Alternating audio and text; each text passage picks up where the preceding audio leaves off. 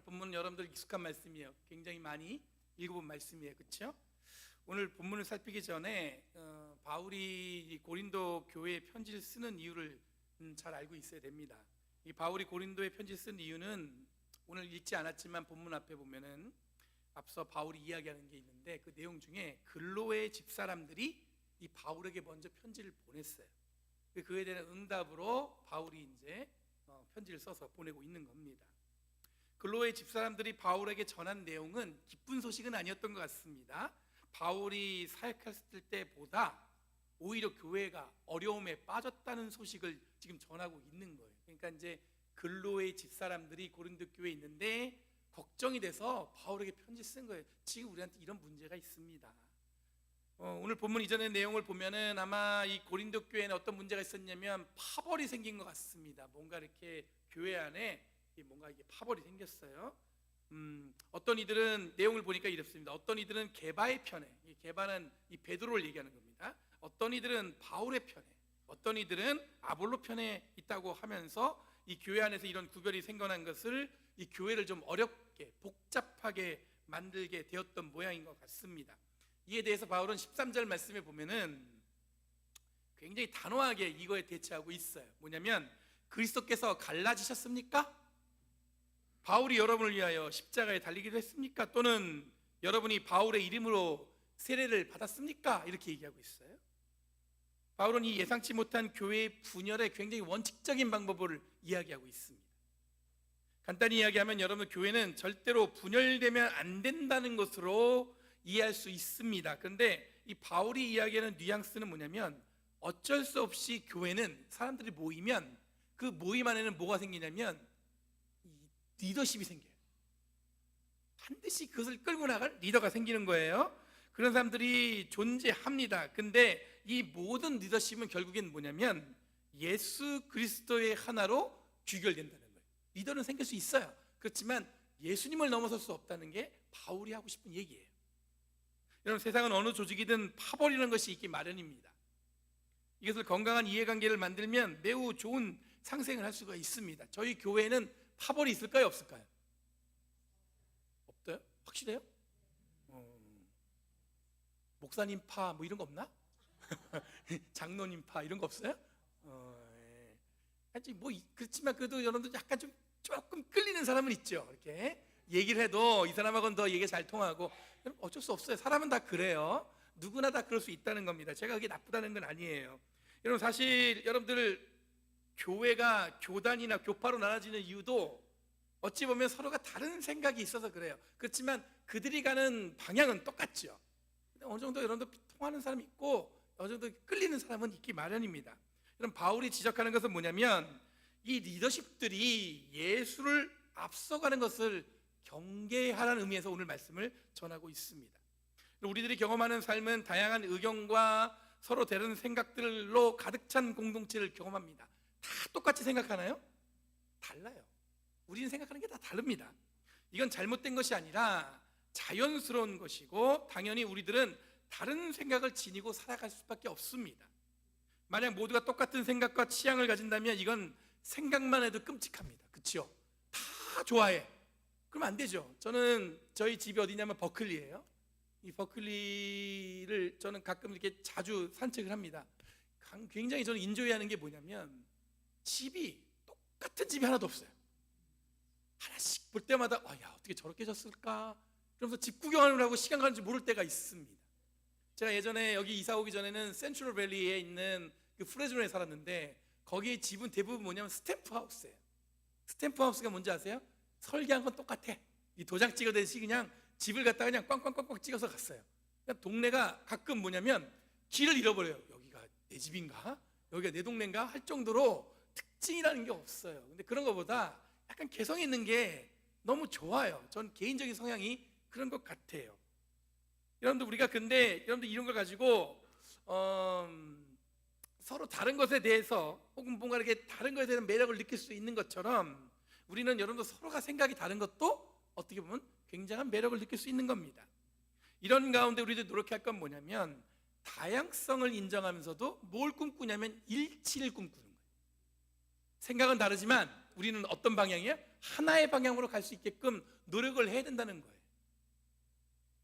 서로를 인정하고 다른 스타일에 대해서 좋다 나쁘다로 평가하는 건 아닙니다. 사람마다 스타일이 있어요. 우리 아들이 어저께 머리를 깎으러 갔단 말이에요. 머리를 딱 깎고 나서 저한테 문자가 왔어요. 울고 싶다는 거예요. 내가 원하는 스타일이 아니라는 거야 이게. 근데 깎으시는 분은 아마 이게 어울린다 생각했겠죠. 저한테 와가지고 이 문자로 이렇게 주고받았어요. 그러면서 제가 가슴이 덜컥 내려앉았어요. 얘가 울고 싶다니까 뭔 일인가 했더니 머리가 마음에 안 드는 거예요. 그럼 사람마다 자기가 원하는 게 있어요. 내가 볼 땐 깔끔해. 근데 자기가 볼 때는 아니에요.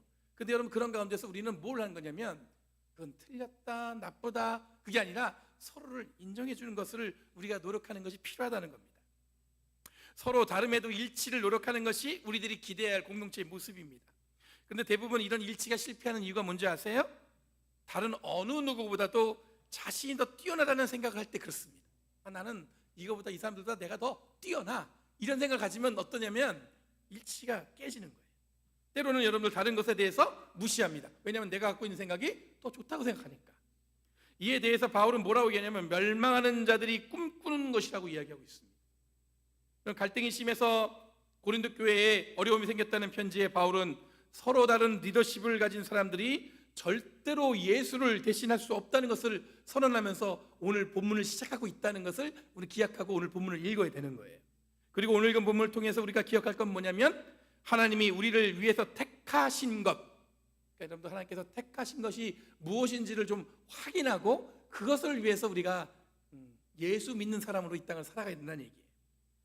18절 말씀에 보면 여러분들 18절 말씀 한번 보여주겠어요? 화면에.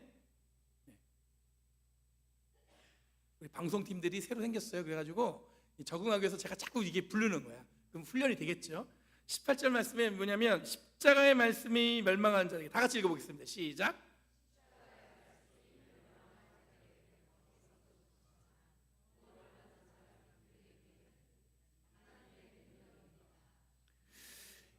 여기까지만 읽을게요. 여러분 보세요. 이 구절로 하나로 우리들은 여러분들 바라보고 기대하는 삶은 전혀 이 다른 삶이라는 걸 알려주고 있습니다. 예전에 어떤 자매가 청년인데 결혼하려고 자기 피앙세, 결혼 상대를 데리고 저를 찾아왔어요.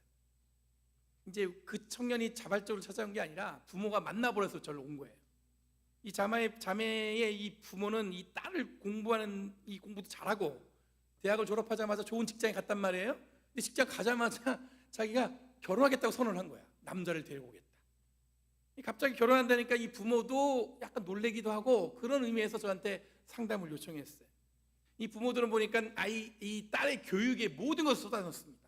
학군이 좋다는 것을 찾아서 이사를 했고 또 그 아이가 공부를 잘할 수 있도록 여러 가지 서포트를 한 거예요. 근데 이런 딸이 어린 나이에 결혼을 한다니까 그것도 교회에서 만났다고 하니까 저에게 이 결혼에 대해서 좀 반대할 어떤 명분 뭐 이런 비슷한 것을 목사님이 대신 이야기해 주기를 바라는 그런 뉘앙스가 느껴졌단 말이에요. 근데 재밌는 게 뭐냐면 이 딸이 저한테 찾아온 이유는 뭐냐면 제발 세상이 기대하는 그런 삶이 아니라 하나님께 선택된 삶을 살아가는 딸을 좀 응원해 주고 목사님이 이 부모를 자기들 대신에 설득해 달라는 게 딸의 목적이에요. 이 두 부모의 목적과 딸의 목적이 달라요. 이럴 때 목사는 어떻습니까? 도망가고 싶죠. 왜 이걸 나한테 떠넘기는 거야? 이런 생각이 딱 들더라고요. 아니 부모는 어떻게든 말리고 싶은 거예요. 이제 졸업하고 나서 23밖에 안 됐는데 결혼한다는 거예요. 지금 벌써 남자를 데리고 온 거예요 지금. 근데 그 딸은 저한테 얘기를 하다 보니까 이야기를 하다 보니까 오늘 이 본문을 저한테 얘기하는 거예요. 고린도전서 1장 18절에 목사님 말씀이 이렇게 나와 있습니다. 전 말씀을 낭독하면서 그러는 거예요. 자신들은 어리석어 보이지만 하나님의 능력을 믿고 살아가기를 결심했다는 거예요. 제가 그랬어요. 아니 결혼까지도 이렇게 진지하게 이렇게 말씀을 본문을 가지고 이렇게 진지할까 생각이 들었지만 이 교회에서 만난 이 두 젊은이들이 정말로 하나님의 능력 가운데 살기를 원하고 이 부모들이 좀 더 이 믿음으로 성장하길 바라는 마음으로 저를 찾아온 거예요. 제가 감동받았어요. 야, 결혼도 저런 하나님의 능력으로 결혼한다는데 누가 말릴 수 있겠어요? 부모가 볼 때는 어리석어 보이지만 자기는 이게 하나님의 능력이라는 거예요. 그러고 나더니 나중에 교회에서 어디 시애틀에 뭐 교회를 개척한다니까 그 애들이 그냥 그 직장을 그만두고 그냥 가더라고요. 제가 깜짝 놀랐어요. 저렇게 믿는 애들도 있고. 여러분, 이 구절은 우리에게 용기를 주는 구절이기도 하지만 잘못하면 우리들이 하는 무모한 일의 정당성을 주기 위해서 사용될 때가 있습니다. 근데 여기서 말하는 멸망하는 자들에 대해서 우리는 누구인지 정확하게 알고 있어야 돼요. 마치 구원받은 자와 멸망하는 자를 정확하게 구분하고 있는 것처럼 본문은 보이지만, 여러분, 교회를 다니면 곧 구원받은 자들이라고 우리는 생각할지 모르지만 여기서 중요한 건 뭐냐면 십자가의 말씀이에요. 여러분, 교회를 다닌다고 해도 십자가의 말씀을 이해하지 못하는 사람들이 있을 수 있습니다. 그냥 나오는 거예요. 십자가 말씀이 뭔지 잘 모를 때가 있어요. 여러분, 바울이 말하는 멸망하는 자는 이 십자가의 말씀을 이해하고 받아들이고 믿는 자들이 곧 구원받는 자들이고, 그렇지 않은 이들은 멸망하는 자들이라고 부르고 있는 것입니다. 그리스 원문에는 뭐냐면 이 멸망한 자들은 세상의 모든 사람을 가리키는 겁니다. 그 중에서 십자가의 말씀을 믿는 자들이 구원받는 자들이란 뜻이에요. 그러니까 이 구절은 마치 무모한 것을 믿는 자들이 감당하는 것이 신앙생활의 모양으로 착각하며 이해하면 안 되고, 우리들이 스스로 십자가의 말씀을 믿고 있는지를 지금 바울은 확인하라는 뜻이에요. 즉, 우리가 십자가의 말씀을 믿고 있는지 아니면 다른 것에 지금 정신이 팔려 있는지. 그럼 이 십자가의 말씀에 있지 않은 자들은 결국 여러분 어떻게 사냐면 자신이 누구의 제자이고 누구의 라인이며, 흔히 세상에서 말하는 이런 뒷배가 있다, 이런 백이 있다고 하는 것을 자랑하며 살아가는 자들일 수밖에 없다는 게 지금 바울이 얘기하는 거예요. 우리는 세상이 자랑하는 것에 목숨을 건 사람들이 아니라 십자가의 말씀을 믿는 사람들이다. 19절 말씀에 보면 성경에 기록되었다고 소개하는 내가 지혜로운 자들의 지혜를 멸하고 총명한 자들의 총명을 패할 것이다, 이렇게 본문은 이렇게 기록하고 있어요. 바울이 얘기하고 있어요. 근데 이 구절은 이사야 29장 14절에 나오는 말씀이에요. 이사야가 고백하는 것은 뭐냐면 하나님은 늘 세상의 지혜를 뒤집어서 사용하는 분이라는 거예요. 세상을 잘 아는 지식으로 하나님과 하나님의 계획을 절대 이해할 수 없다는 거예요. 세상의 지식은 이렇게 얘기하고 있는데 하나님의 지식은 전혀 예상하지 못한 것을 통해서 역사하고 있다라는 게 지금 바울이 얘기하고 있는 겁니다. 이게 바로 십자가의 말씀. 여러분, 제가 잘 아는 아주 훌륭한 분이 있어요. 제가 어릴 때부터 알던 형이에요. 인물도 잘생겼어요. 좋은 목회자 집안에 자랐어요. 제가 다니던 교회 담임 목사님 아들이었어요. 노래도 엄청 잘해요. 기타도 잘 치고 공부도 할 만큼 했습니다. 똑똑한 분이었어요. 제가 어릴 때부터 그분을 잘하면서 그분이 목사가 된다고 그랬을 때 제가 어떤 생각이 드는지 아세요? 정말 저 형은 훌륭한 목사가 됐고, 이런 생각이 들었어요. 근데 그분이 교회를 가는 곳마다 교회에 문제가 생겨요. 그리고 1년에 한 번씩 교회를 옮기는 거예요. 제가 보는 눈에는 그분은 굉장히 훌륭하고 완벽해 보였지만 여러분, 하나님 보시기에는 그러지 않았던 것 같습니다. 여러분들, 우리가 생각하는 것처럼, 기대하는 것처럼 세상이 움직이지 않는다는 거예요. 여러분, 바울이 20절에서는 현자, 학자, 변론가를 언급하고 있습니다. 바울은 많이 배운 사람이고 글을 논리적으로 쓰는 사람이었습니다. 그렇지만 이 바울의 단점은 말주변이 없었어요. 외모도 매력적이지 않았다고 합니다. 코는 매부리 코에 나와 있어요. 이는 이렇게 교정이 안 돼갖고 뻐드렁이에, 그리고 머리는 조심해서 얘기해야 되는데 머리가 없어요. 저희 집안이 다 없는데 저만 있는 거예요 지금. 제 동생도 없고 우리 아버지도 없으셨고. 근데 바울과 달리 아볼로는 여러분 말재주가 있는 사람이었습니다. 말만 잘하는 것이 아니라 논리적으로 정말 깔끔하게 이야기하는 사람이었단 말이에요. 바울에게 복음을 들었던 사람들은 아볼로를 만나는 순간 아마 그 매력에 빠질 수 있었을 것입니다. 왜냐하면 바울과 달리 바울은 말도 더듬더듬 거리는데 굉장히 매력적으로 논리적으로 너무 말을 잘하는 거예요. 그렇다고 아볼로가 자신을 바울 위에 올려놨을까? 그렇지 않았습니다. 바울이 아볼로를 인정하듯이 아볼로도 바울을 존경했다는 것은 초대교회 역사에서 확인할 수 있습니다. 그리고 당시 초대교회 대부분의 문제들은 이 거짓 교사들이 교회 안에서 문제를 일으키는 거였는데, 그들은 대부분 바울이 가르친 것과 달리 유대인들이 갖고 있는 전통적인 율법을 들고 나왔습니다. 할례를 받아야 된다, 율법을 지켜야 된다. 그러면서 그들의 마음속에 한 가지 있는 게 뭐냐면 자기들의 훌륭한 말솜씨, 흔히 이런 말빨로 바울 정도는 이겨낼 수 있다고 생각했던 거예요. 그리고 교회 안에서 사람들에게 끊임없이 문제를 일으킵니다. 그럼 20절에서 이야기하는 현자, 학자, 변론가들이 진단하는 내용은 꽤 설득적이고 멋있어 보이지만 하나님의 지혜는 이런 자들을 보란듯이 부끄럽게 하는 능력이 있다고 바울은 고백하고 있습니다. 바울 자신도 당대의 최고의 학문과 지성을 자랑하는 교육을 받았습니다. 엘리트 중에 엘리트였다고 자기가 스스로 얘기하고 있어요. 사람들은 이것을 자랑할 만하지만 바울은 이 모든 것을 뭐라고 얘기했냐면 배설물로 여긴다고 바울은 고백하고 있습니다. 이런 바울에게 당연히 세상의 현자, 학자, 이 변론가들은 하나님의 지혜 앞에서는 무용지물이라고 이야기하고 있는 거예요. 하나님의 지혜가 훨씬 뛰어나서가 아니라 하나님의 질서, 하나님의 방법은 우리의 기대와 다르게 역사하시기 때문에 그렇습니다. 21절에서도 보면 구체적으로 어떤 모양으로 세상의 지혜가 소용없는지를 이야기합니다.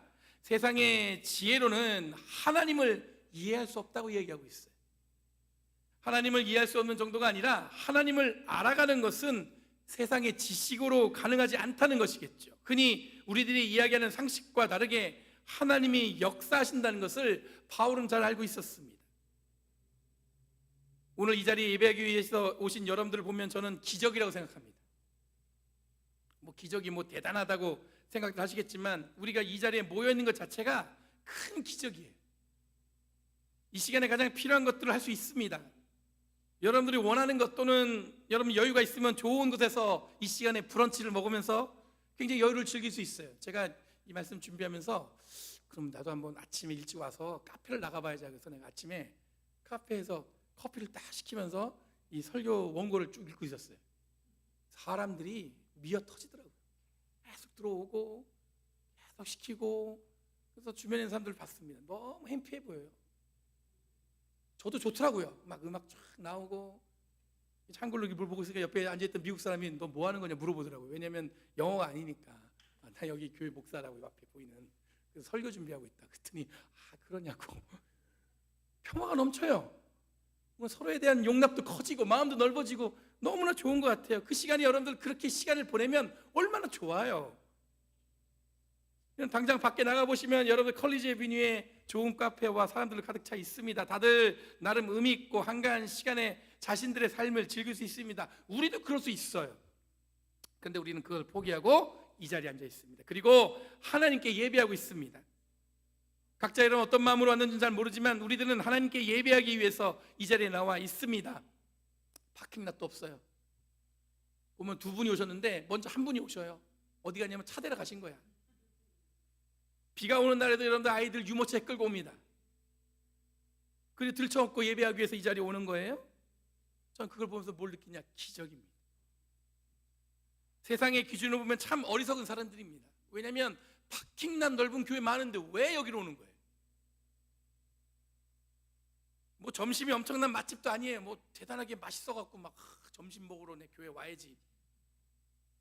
그런 마음으로 저는 예전에 갔었어요. 제가 그렇죠. 점심 교회 밥이 맛있더라고요. 우리 아들이 그래요. 이상하게 교회 밥이 맛있대. 밥이 반찬 말고 교회에서는 밥이 맛있대. 그래서 참 저것도 은혜다. 밥 먹는 걸 기대하면서 교회 오는 거예요. 밥이 맛있다.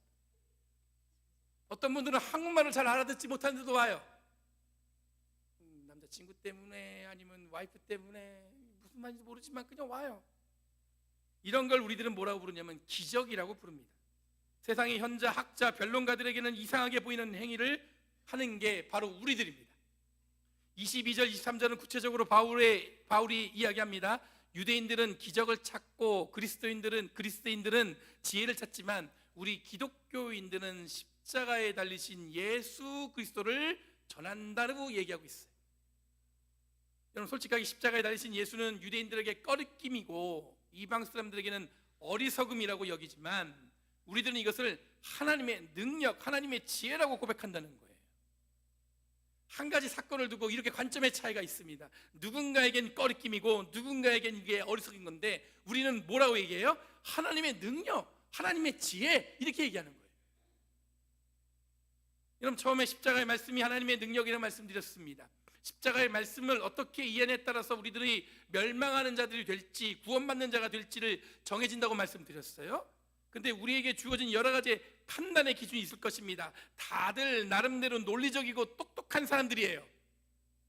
다 똑똑하잖아요. 그 모인 곳에서, 그런 사람들이 모인 곳에 저마다 자신들의 이야기할 수 있습니다. 동의되는 것도 있고 동의할 수 없는 것들이 분명히 존재할 겁니다. 그런데 이 모든 것을 제쳐두고 우리들이 반드시 기억할 것은 뭐냐면, 우리들은 이미 사람들이 꺼리끼고 어리석다고 이야기하는 것, 그 속에 하나님의 능력과 하나님의 지혜가 있다고 고백하며 살아가는 사람들이,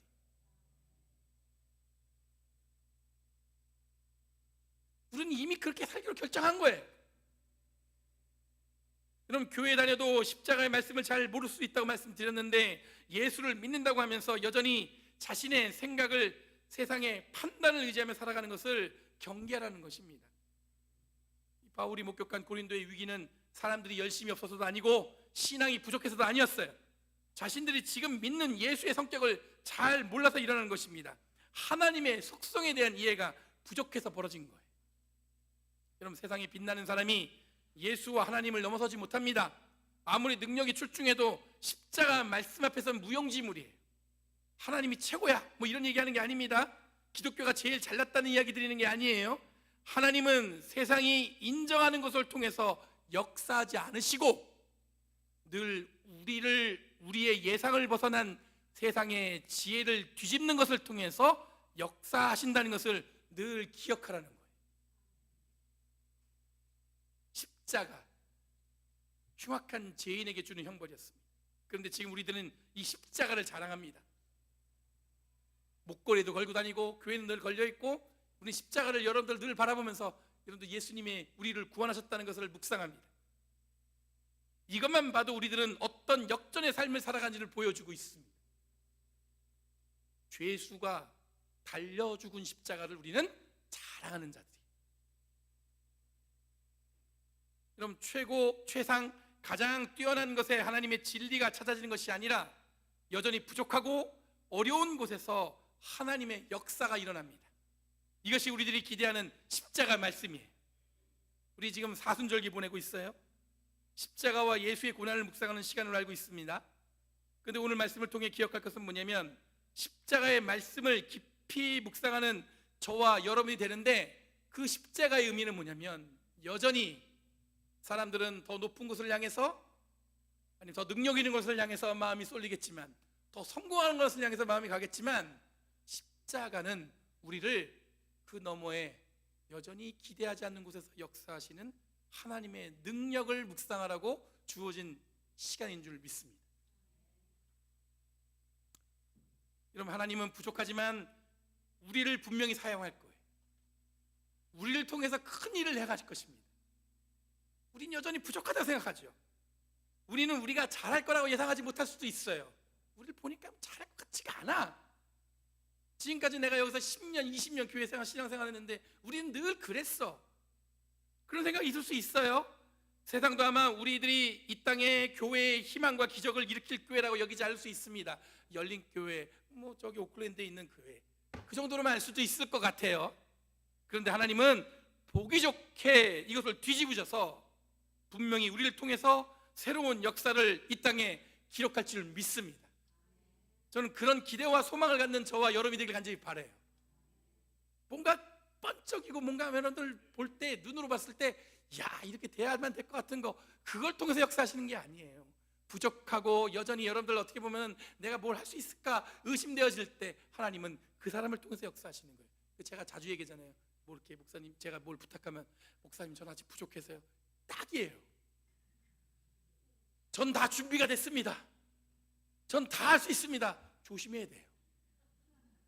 정말로 부족하다 했을 때 하나님 역사하시는 거죠. 그럼 더 열심히 모이고 더 열심히 헌신하고 더 열심히 교회를 든든히 세우기 위해서 한 사람 한 사람 헌신하길 바랍니다.